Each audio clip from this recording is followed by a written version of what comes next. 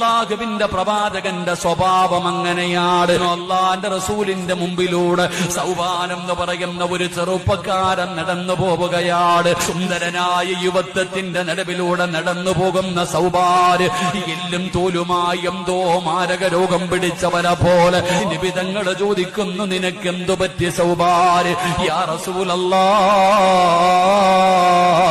ഇല്ല നബിയേ, രോഗമൊന്നുമില്ല നബിയേ, വല്ലാത്ത ടെൻഷനാ നബിയേ.